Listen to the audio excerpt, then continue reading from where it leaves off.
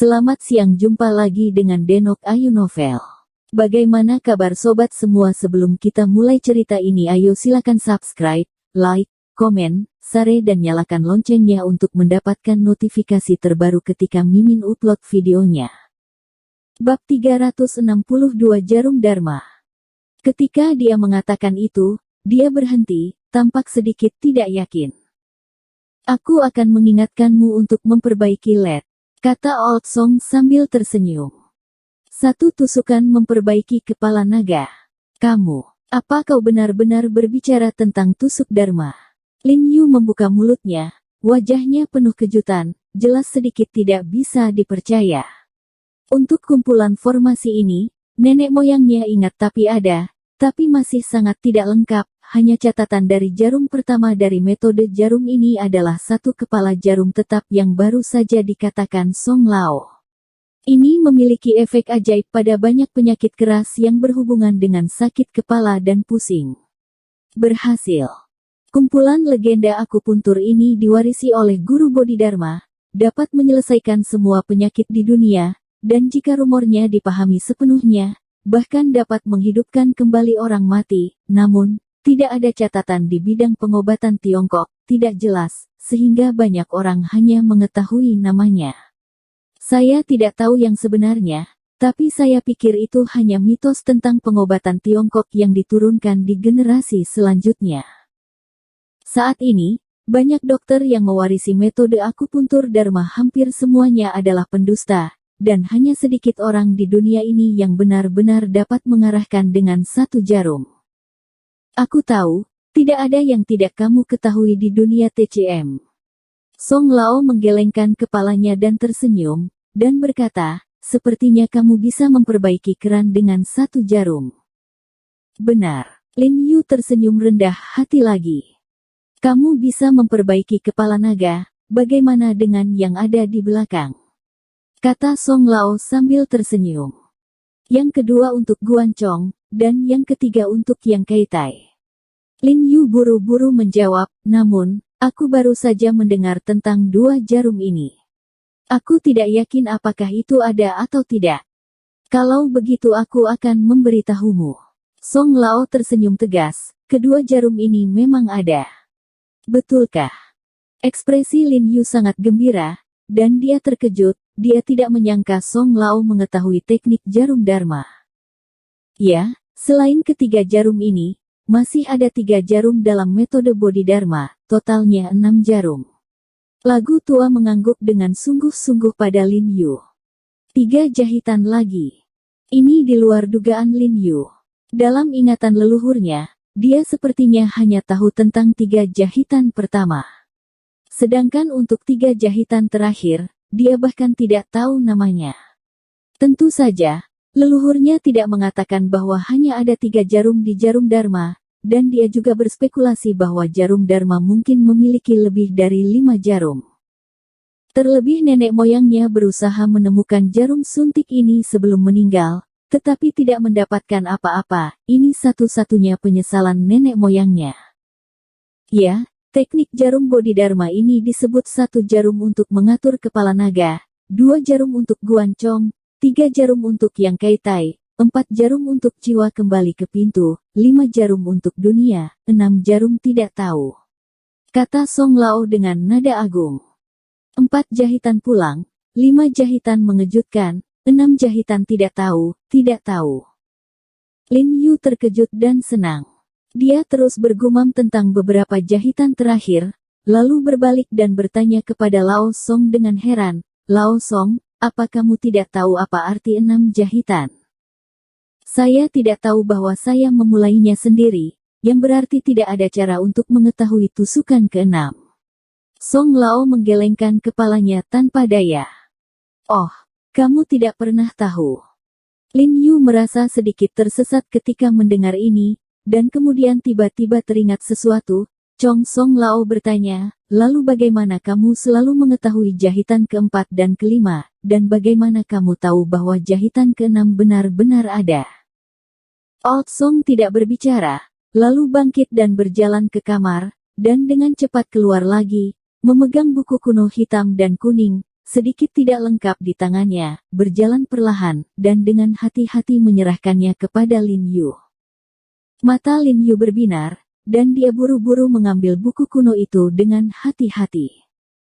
Saya melihat sisi buku itu dijahit dengan benang, semua tulisan tangannya dalam bahasa Cina tradisional, isinya juga dalam bahasa Cina klasik, dan buku itu memancarkan suasana pengap yang sangat kronologis.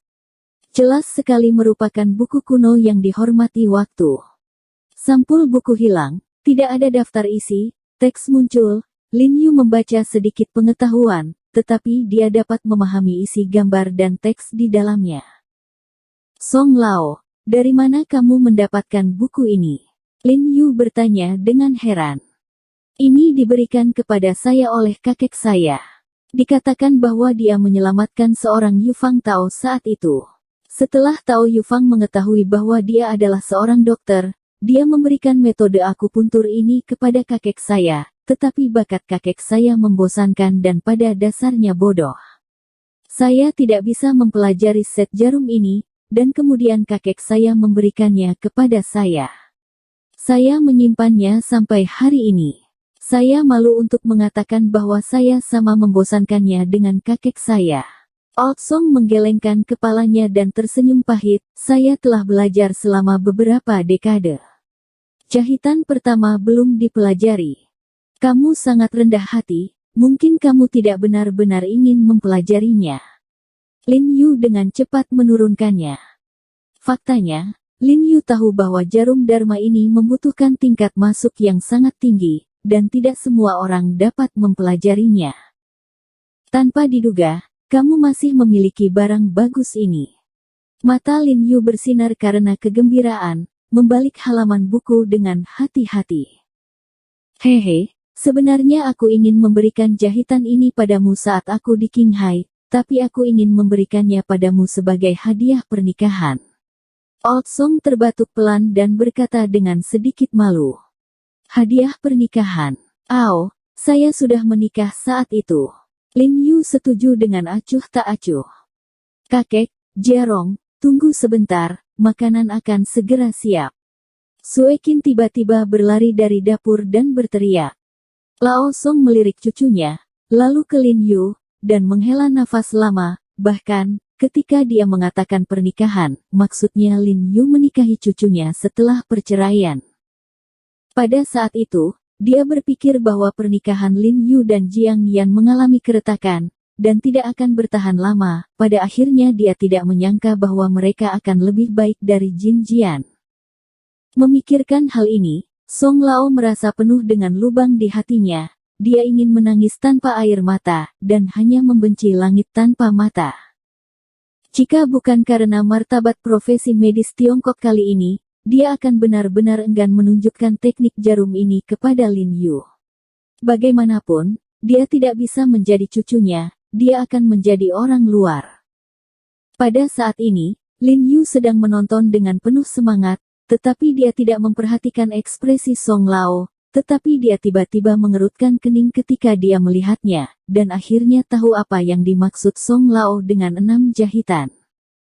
Meskipun metode jarum Bodhidharma yang tercatat dalam kitab kuno ini adalah 6 jahitan, dan dari jahitan pertama hingga jahitan kelima terdapat penjelasan dan gambar secara detail, namun isi dari jahitan ke-6 di bagian akhir, kecuali kertas kuning. Tidak ada apa-apa di balik kata-kata Six Stitch. Dan jika dilihat dari penjilidan bukunya, sepertinya tidak ada yang terlewat, karena terdapat cover di bagian akhir buku, dan tidak ada tanda sobek antara sampul dan halaman kuning dengan jahitan ke-6, dan terlihat bahwa isinya belum sobek.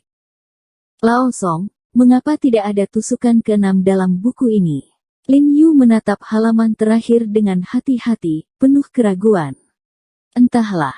Begitulah buku ini ketika diserahkan kepada saya. Song Lao juga menggelengkan kepalanya dengan senyum pahit. Saya bertanya kepada kakek saya saat itu, dan kakek saya juga mengatakan bahwa itu sama ketika pendeta Tao memberikannya kepadanya. Mungkinkah pendeta Tao menyembunyikan kemaluannya sendiri, atau pendeta Tao telah dimanipulasi sebelum buku itu diperoleh? Isi jahitan ke-6 dihapus, dan kemudian buku itu diikat kembali.